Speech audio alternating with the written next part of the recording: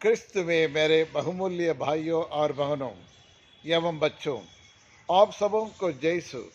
हमारे प्रभु यीशु क्रिस्त की कृपा, प्रेम, शांति, करुणा, अनुग्रह के आशीष सदा सर्वदा आपके एवं आपके परिवार के साथ रहे। प्रिय विश्वासियों, आज सारी दुनिया में फैली हुई माता कलीसिया और इस वचन का रविवार मना रहे हैं और सारी दुनिया में हर एक क्रिस्तीय भाई बहन और इस वचन का रविवार मना रहे हैं। योगन सुसमाचार अध्याय 8 और 31 में और हमें यह देखने को मिलता है, मेरी शिक्षा पर दृढ़ बने रहो, मेरी शिक्षा पर दृढ़ बने रहो। जी हाँ प्रिय विश्वासियों, आज के तीनों पाठ हमें और उस रुकावटें एवं उन बाधाओं से छुटकारा पाने के लिए हमें आमंत्रित करता है। पहला पाठ, दूसरा पाठ, तीसरा पाठ, ये तीनों का जो सारांश है या जो मूल संदेश यह है कि हमें और उन रुकावटों एवं बाधाओं से छुटकारा पाने के लिए आमंत्रित करता है, निमंत्रण करता है तथा और एक उत्तम फल देने वाला एक वफादार व्यक्ति बनने के लिए भी हमें सलाह देता है। जी हाँ क्रिस्त में प्यारे भाई और बहनों, जैसे मैंने कहा और सारे संसार में आज इस वचन का रविवार मनाया जा रहा है और इस वचन आप अच्छी तरह से जानते हैं इस वचन का महत्व क्या है, ईश्वर की वाणी में क्या क्या प्राप्त होता है। जी हाँ प्रिय विश्वासियों, ईश्वर का वचन में शक्ति है, बल है, ताकत है, शिफा है, चंगाई है, क्षमादान है और जीवन है और आत्मा है। और इसलिए हर एक व्यक्ति को ईश्वर की वाणी को सुनना और अत्यंत और ज़रूरत से ज़्यादा है। ईश्वर के हर वचन को सुनने और ईश्वर की आवाज़ को सुनने से हमारे जीवन में बहुत कुछ बदलाव आ जाता है, परिवर्तन आ जाता है, क्योंकि हमारा जीवन को संचालन करने का शक्ति और बल उन वचन से हमें मिलता है। वो हमारे जीवन का दीपक बन जाता है, ईश्वर का वचन। जी हाँ क्रिस्त में प्यारे भाइयों और बहनों, और ईश्वर का वचन जब हम ग्रहण करते हैं वो हमारे आत्मा में, हमारे हृदय में वह क्रियाशील बनना बहुत ज़रूरी है। ईश्वर के वचन को सुनने के बाद वह चुपचाप नहीं पड़ा रहना चाहिए और वह अंकुरित होकर अच्छे अच्छे फल उत्पन्न करना चाहिए। और इस वचन के द्वारा जो अनुभव हम प्राप्त करते हैं, इस अनुभव को हम प्राप्त करते हैं, उस अनुभव को दूसरे लोगों के साथ बांटना चाहिए, दूसरों के साथ साझा करना चाहिए। जी हाँ क्रिस्त में प्यारे भाइयों और बहनों, हर मिसा बलिदान में हम भाग लेने के लिए आते हैं और हर मिसा बलिदान में जब हम भाग लेते हैं तो वहाँ ईश्वर के वचन सुनाया जाता है या फिर नित्य दिन हम ईश्वर को वचन को पढ़ते हैं और तब भी और ईश्वर का वचन का व्याख्या किया जाता है। लेकिन उसे हम कैसे ग्रहण करते हैं? क्या वह वचन और ग्रहण करने के बाद हमारे हृदय में, दिल में ग्रहण करने के बाद क्या वह क्रियाशील बनता है या नहीं? प्रिय विश्वासियों, और आज के सुसमाचार में हमें यह देखने को मिलता है और संत मार्कुस रचित सुसमाचार अध्याय 1:17 में और मेरे शिष्य बनने के लिए, मेरे शिष्य बन जाओ और एक संदेश वाहक बनने के लिए आ जाओ करके ईश्वर और उनको शिष्यों को बुलाते हैं। मेरे पीछे हो ले और मेरा अनुकरण करने के लिए आप सब कुछ त्याग कर, सब कुछ छोड़कर मेरे पास आ जाओ करके, मेरे पीछे आ जाओ करके बार बार प्रभु यीशु अपने शिष्यों से कहते हैं। और ईश्वर ने कहा और मेरे शिष्य बनने के लिए मेरे चेले बनने के लिए अपना अपना क्रूस उठाकर मेरे पीछे आओ करके और प्रभु यीशु क्रिस्त का संदेश देते हैं कई तरह से। और ईश्वर ने संदेश देते उनके अच्छे चेले बनने के लिए, ईश्वर के कार्य को जारी रखने के लिए, ईश्वर का मिशन कार्य को बरकरार रखने के लिए अपने शिष्यों को बुलाते हैं, प्रेरितों को बुलाते हैं। जी हाँ क्रिस्त में प्यारे भाइयों और बहनों, बाइबल की पन्नों को पलट कर देखिए। शुरू से आदि से लेकर पुराने विधान से लेकर ईश्वर ने कितने लोगों को बुलाया और अपने कार्य को जारी रखने के लिए, इस वाणी को सुनने के लिए, इस वाणी को प्रचार करने के लिए, ईश्वर का राज्य की स्थापना करने के लिए अनेक लोगों को ईश्वर ने बुलाया है। उदाहरण के लिए, और ये जलती हुई झाड़ से और मूसा को उन्हें बुलाया, और प्रभु ने समीर की हवा से, हल्की हवा से नबी एलिया को उन्हें बुलाया, और प्रभु ने गड़गड़ा की आवाज में से संत पौलुस को उन्हें बुलाया। और आज के सुसमाचार और संत मार्कुस रचित सुसमाचार अध्याय 1 में हमें यह देखने को मिलते हैं, वहाँ वो आदि शिष्यों को, ये पहला शिष्यों को प्रभु ने उन्हें बुलाया, आओ मेरे पीछे चले आओ, मैं तुम्हें मनुष्य के मछुए बनाऊंगा करके ईश्वर उन्हें बुलाते हैं। इस कार्य को और स्थापना करने के लिए, इस राज्य को स्थापना करने के लिए और ईश्वर की वाणी को, सुसमाचार को दुनिया के कोने कोने में जाकर प्रचार करने के लिए और प्रभु यीशु उन्हें बुलाते हैं। लेकिन शिष्य आज जाल को छोड़कर, उनके माता पिताओं को छोड़कर, परिवारों को छोड़कर और उनके धंधा को छोड़कर प्रभु यीशु के पीछे हो लिए थे। आज हर दिन मिसा बलिदान में भाग लेने के लिए हम आते हैं, या आराधना करने हम आते हैं, या माला विनती करने आते हैं, वहाँ ईश्वर का वचन सुनाया जाता है और ईश्वर का वचन का व्याख्या किया जाता है। लेकिन क्या उस ईश्वर के वचन को हम ग्रहण करते हैं? कैसे ग्रहण करते हैं? और ईश्वर के वचन की उद्घोषणा पर हमारे प्रतिक्रिया क्या है? और ईश्वर को वचन को और किस मानसिकता से उन्हें हम स्वीकार करते हैं? प्रिय विश्वासियों, क्या आज ईश्वर का वचन हमारे दिल में है? क्या सच्ची तैयारी के साथ और ईश्वर के वचन को सुनने के लिए तैयार हैं? क्या हमारे हृदय निर्मल हैं, पवित्र हैं उस ईश वचन को ग्रहण करने के लिए, या फिर उस पवित्र वचन को हमारे हृदय में स्वीकार करते हुए वहाँ वह क्रिया बनने के लिए, क्रियाशील बनने के लिए क्या उसके उत्तम अनुकूल वातावरण हम पैदा करते हैं या नहीं?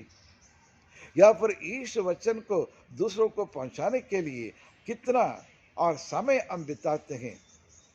या ईश्वर के राज्य को स्थापना करने के लिए क्या हम अपनी इच्छाओं को, अपनी मोह मायाओं को, अपनी स्वार्थी को त्यागने के लिए हम तैयार हैं या नहीं? इन तमाम सवाल और आज ईश्वर हमसे पूछता है। ईश्वर इस वचन को प्रचार करना सिर्फ अपने और मुंह से नहीं और शब्दों से नहीं, बल्कि हमारे दैनिक के जीवन द्वारा, जीवन शैली द्वारा, हमारे आदतों द्वारा, हमारे व्यवहार के द्वारा, हमारे बोल चाल रहन के द्वारा हमें प्रचार करना चाहिए, तभी लोग उन्हें इसको ग्रहण करेंगे। प्रिय विश्वासियों, इसलिए हमारी मानसिकता अच्छा होना चाहिए। और किस मानसिकता से ईश्वर को वचन को हम ग्रहण करते हैं, और इस मानसिकता को हम 3 भाग में बांट सकते हैं। और एक कांटे का मानसिकता, और जहाँ कांटे का पेड़ रहते हैं वहाँ उसके पास कोई जाना नहीं चाहते हैं, और यदि उसके पास वो कांटे के पेड़ के पास जाएंगे, वो हमें हाथ पैर में गड़ जाता है, उससे दुख होता है, उसमें दर्द होता है, खून निकलता है, इसलिए कोई उसको पसंद नहीं करते हैं, क्योंकि उनके पास जाने से हमें दुख मिलेगा, गड़ेगा और छुएगा और दर्द होगा और एक घायल कर देगा करके लोग उसके कांटे के पेड़ के पास नहीं जाते हैं। आज दुनिया में भी ऐसे कई लोग हैं जिनके पास लोग जाना नहीं चाहते हैं, जिनके साथ कोई संबंध रखना नहीं चाहते हैं। उस फलान व्यक्ति के पास जाएं वो हमारे ऐसे करेंगे वैसे करेंगे, हमारे उल्टा और हमें ही और दोष लगाएंगे और हमें घायल कर देंगे और हमारे मन को दुख पहुंचाएंगे करके लोग ऐसे लोगों के पास नहीं जाते हैं, उनके नज़दीक जाने के पसंद नहीं करते हैं। और लोग उनके पास में जाके कुछ बोले उसको स्वीकार करने के लिए तैयार नहीं होंगे। और बाइबल ये बतलाती है, यिर्मयाह की किताब अध्याय 20 और पद संख्या 1, वहाँ एक याचक था, याचक और पशहूर एक याचक था, नामक एक याचक था। जब यिर्मयाह ने वहाँ जाके उन्हें भविष्यवाणी की और उनको पिटाई कर दिया। और पहला राजाओं का ग्रंथ अध्याय अध्याय 19 में 1 से 3 पद संख्या में हम देखते हैं। और वहाँ वह इसी प्रकार की वहाँ एक और नबी एलिया और इजबेल से डर गया था और इजबेल ने उसके मार डालने की धमकी दी। यानी इस प्रकार लोग ईश्वर की वाणी को सुनने के लिए तैयार नहीं, ईश्वर की वाणी को प्रचार करने के लिए तैयार नहीं, लेकिन जो ईश्वर का कार्य करते हैं उसमें नुक्स निकालेंगे, उसमें गलती निकालेंगे, उनके ऊपर दोष लगाएंगे और अनेक प्रकार के कुछ ना कुछ इल्जाम लगा के उन्हें करने भी नहीं देंगे। ऐसे भी लोग हैं आज इस संसार में। ये पहला और ये मानसिकता वाले, यानी कांटे का मानसिकता रखने वाले। दूसरा, जंगली पेड़ का और मानसिकता करने वाले भी कुछ लोग हैं। और ये लोग ये जंगली पेड़ हैं, वहाँ उसमें अच्छा फल नहीं मिलता, इसलिए लोग उसके पास नहीं जाते हैं। और उस पेड़ हमेशा अकेले रहता है और किसी दुनिया से, अन्य पेड़ों से, अन्य लोगों से कोई मतलब नहीं है। वो अपनी जगह पे रहते हैं और किसी से कुछ संपर्क नहीं रखते हैं, किसी से कुछ मुलाकात नहीं करते हैं। वो अपनी दुनिया में और अपने रास्ते में चलते फिरते हैं। ऐसे भी कई लोग हैं, उनके ऊपर कोई असर नहीं पड़ता है। कई बार ईश्वर का वचन हम में भी कोई असर नहीं पड़ता है। इस वचन को सुनते हैं डेली और इस वचन को पढ़ते हैं और त्यौहार में भाग लेते हैं, लेकिन जैसे हम आए वैसे हम चले जाते हैं। कई लोग गिरजाघर में आते हैं संडे के मिस्सा में, जैसे आए वैसे चले जाते हैं, कोई प्रभाव नहीं पड़ता मिस्सा बलिदान प्रार्थना। ईश्वर का वचन के सुनने के बाद कोई परिवर्तन नहीं, कोई बदलाव नहीं, कोई चेंजेस नहीं, जैसे था वैसे आदि और अनंत काल तक इस तरह से चले जाते हैं। इस प्रकार का जीवन बिताते हैं, बेफिक्र रहते हैं, किसी चीज़ की फिक्र नहीं है। और आज के पहले पाठ में भी हमने यही देखा है, योना को ईश्वर ने बुलाया, योना को उन्हें ईश्वर ने एक संदेश दिया, लेकिन उन्हें माइंड नहीं किया, कोई असर नहीं पड़ा। पहली बार ईश्वर ने कहा जाओ निनिवे लोगों के पास जाकर और पश्चाताप का संदेश उन्हें दो करके कहा, लेकिन उसे कोई असर नहीं पड़ा, बड़े आराम से पड़े और सोते रहे। लेकिन जब दूसरी बार ईश्वर ने जब उनको बुलाया तब वह उठ खड़ा हुआ, फिर वहां जाकर और संदेश सुनाया। उसी प्रकार हम भी कई बार योना के समान भी पड़े रहते हैं, अपनी दुनिया में पड़े रहते हैं, कोई असर नहीं पड़ता है। और तीसरा ये मेंटालिटी और ये फलदार पेड़ का मानसिकता होना चाहिए, फलदार पेड़ का और मानसिकता है। और जो फलदार पेड़ है, वो जो पेड़ है वो अपने जड़ के द्वारा जमीन के अंदर जो पानी को खींच लेता है, जो खाद है उसको वो खींच लेता है, और हवा में और जो भी उनका जो स्टार्च है उसको खींच कर और अच्छा फल प्रदान करता है, अच्छा फल उत्पन्न करता है और अच्छी छाया उन्हें देती है, लोगों को देती है। जो लोग जाते हैं और आराम करने के लिए वो पेड़ की छाया में खड़े हो जाते हैं, आराम करते हैं, अच्छे मीठे फल उन्हें प्रदान करता है।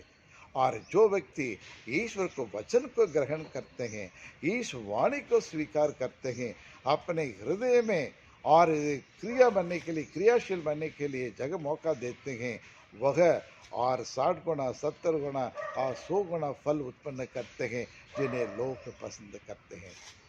जी हाँ क्रिस्त में प्यारे भाइयों और बहनों, लेकिन एक सवाल है, लेकिन ये ऐसी कौन सी चीज़ है जो हमें ईश्वर को वचन ग्रहण करने में बाधा डालता है? और ईश्वर के वचन एक बीच के समय हमारे हृदय में हृदय के अंदर आने के बाद अंकुरित नहीं होने देता है, वो कौन सी चीज़ है, कौन सी बाधाएं हैं? उसका उत्तर आज के दूसरा पाठ में और कुरिन्थियों के नाम पौलुस के पत्र में और पौलुस कहते हैं वह है ये दुनियादारी, ये धन दौलत, मोह माया, ये वासना, द्वेष, जलन और इन बुराइयों की चीजें ये हमें ईश्वर की वाणी को स्वीकार करने में बाधा डाल देता है। ईश्वर के और वचन हमारे हृदय में अंकुरित होने नहीं देता है। कांटे के समान उसको चौंकने के लिए दबाने के काम करता है, क्योंकि हमारा मन, हमारी सोच सब दुनियादारी में और इस दुनिया की वासना में, मोह माया में लिप्त हो जाता है। इसलिए ईश्वर का वचन हम पर कोई असर नहीं पड़ने देता है। जी हाँ प्रिय विश्वासियों, लेकिन आइए हम प्रभु के पास आए, प्रभु के चरण में आए, क्योंकि सारा जिस प्रकार पेतरुस ने कहा प्रभु हम कहाँ जाए, जीवन का संदेश दे, जीवन का संदेश आपके पास है। You have the words of eternal life. Where shall we go? Not this world, not the other world, not anybody, that man, this man, but it is you, Lord. In you we find joy and happiness. और आप में ही सब कुछ है प्रभु, आपके सानिध्य में सब कुछ है, क्योंकि तू ही हमारी सृष्टि करता है, मुक्तिदाता है, जीवन देने वाला है, पालनहार है और उद्धार करता है और सुख शांति समृद्धि सब कुछ देने वाला और संदेश आपके पास है। क्या हम ये कह सकते हैं? तो आइए, उसके लिए ईश्वर की कृपा की ज़रूरत है, पवित्र आत्मा की अभिषेक की ज़रूरत है। ये पिता परमेश्वर हम आपको धन्यवाद देते हैं प्रभु, आज तक हमें जीवित रखने के लिए आप अपनी कृपा प्रदान करता है। आज हम जो कुछ करते सब आपकी कृपा के द्वारा करते हैं। हमें जीना, मरना और ये चलना फिरना सब कुछ और आपकी कृपा के द्वारा ही और संभव होता है प्रभु। उसके लिए हम आपको धन्यवाद देते हैं प्रभु। और हमें हर प्रकार की बीमारियों से हमें बचा ले, हमारे पारिवारिक की परेशानी को दूर करने की हमारी मदद करे। जो अनेक प्रकार की बीमारियों से लंबे समय से पीड़ित है प्रभु, उनके ऊपर अपने चंगाई के हाथ रख उन्हें चंगाई प्रदान करे। हमारे देश में, देश के सभी अधिकारियों नेताओं को सद्बुद्धि दे, ज्ञान विवेक प्रदान करे, ताकि वे लोगों की उन्नति के लिए, विकास के लिए, एकता के लिए काम कर सके और बिना और भेदभाव और अपना कर्तव्यों को अच्छी तरह से कर तो निभा सके। ये परमेश्वर और हमारे समाज के रहने वाले हर एक परिवार को सुख शांति समृद्धि उन्हें प्रदान करें और गरीबों लाचारों को, ज़रूरतमंदों की मदद करे, सहायता प्रदान करे, विधवाओं के माता पिता बने। और यही प्रार्थना हम करते हमारे प्रभु क्रिस्त के द्वारा। आमीन आमीन।